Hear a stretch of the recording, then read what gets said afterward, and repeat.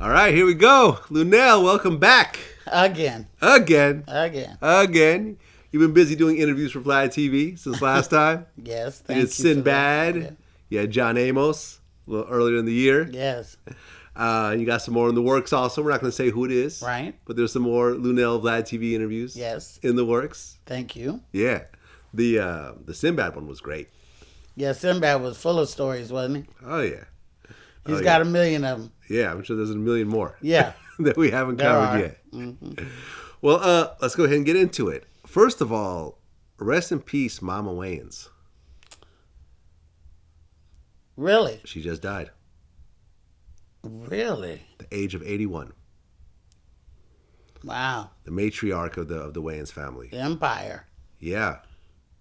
Marlon Wayans, Damon Wayans. Yeah, that's terrible. To lose your mother is terrible for anyone. And then also with us saying goodbye to John Witherspoon was a hard hit for the Wayans as well. Yeah. So I didn't know that. Did you know her though? I didn't. Yeah. But of course the Wayans, even before Living Color, they were doing like the intros to like Eddie Murphy's Delirious and he was behind the scenes, and then not only was In Living Color such an epic show, but then the Wayans Brothers show, and then which is running 20 times a day to this day. Really? Yes. Huh. Okay. Yeah. Yeah, I don't have regular television anymore. Well, so. I do, and it's on all the time. Yeah, quite a loss. But 81 years old. She lived a good life. She got to see her kids be extremely successful. Yeah. The name became symbolic. Yes. And legendary. Yes. I've interviewed Marlon Wayans before. Cool dude. I know that he's going through it right now. Bet you don't get Keenan. I haven't gotten Keenan yet. I bet you. He's not about that interview life too much. Yeah, he doesn't really do interviews, does he? Right. That's too bad. We need to get him. Would love to get him. Come on, Keenan. Maybe I'll get him. Yeah. Maybe. Maybe. Well, top of the news, Mike Tyson is going to be boxing Roy Jones Jr. They're not even the same weight class, though. Tyson's a heavyweight, and Roy Jones was like a middleweight. And a senior citizen. Yeah, well, isn't it for charity or something? I don't know about that. I think Mike needs to get paid. Really? To do this. I think he's got a pretty successful cannabis business, Yeah, Mike spends money, though. Mike has spent money. The old Mike did. We don't know exactly what the current Mike is doing. Yeah, Mike had like a $2 million chain that he lost somewhere. Well, so did Mr. T. Who's still around. I see Mr. T around. There's a place, Mama's Barbecue, around here that I always see him at. Really? Yeah. Yeah, I ran into him. He gave me a little keychain that had all the, I pity the fool. Oh, really? What'd you say about my mama? Okay. Well, Mike, I don't think it's really for the money, but I'm sure that nobody would turn down money. But I thought it was for a charity thing, but I could be wrong. Mike has been posting video recently of him sparring.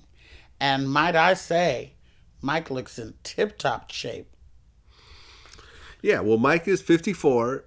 Roy Jones Jr. is 51. Mm-hmm. Roughly the same age. Because originally, remember, he was supposed to fight, Mike was supposed to fight Holyfield, who's 57. Yeah. I'm glad that didn't happen. Why is that? I just don't want it. It's too kitschy. I don't want them to do that again. It was historic when they fought before. Just leave it alone. Yeah, I guess, Roy Jones Jr. fought in a couple different weights. He actually was a light heavyweight at one point, but he was also a middleweight, a super middleweight, and a cruiserweight. So like me. Fluctuation. Yeah. Yeah, I don't know. I got my money on Mike, though.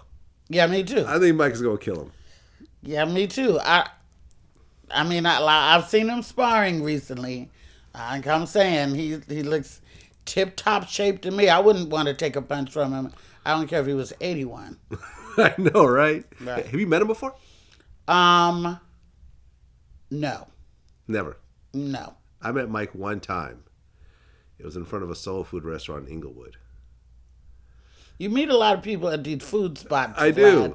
do. I remember, and I was a mixtape DJ back then, and I had like this project with me and Game. It was like a DVD and a CD.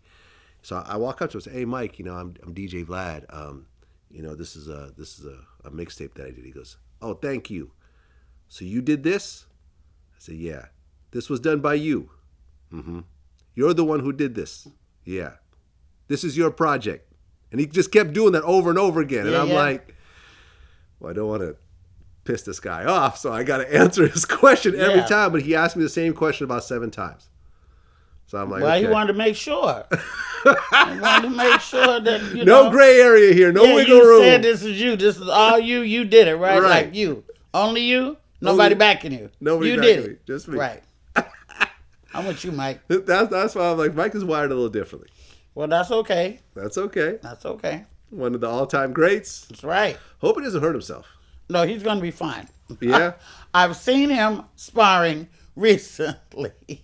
You need to go on his page. No, I've seen it. He's ripped up. He's looking good. Mike's fine, He's leaving a lot of them bitches alone. And right, he's married now. Married, got kids. He looks like he's been through a lot. He lost a kid. He's got kids. And He lost a kid? yeah, I think he lost a kid.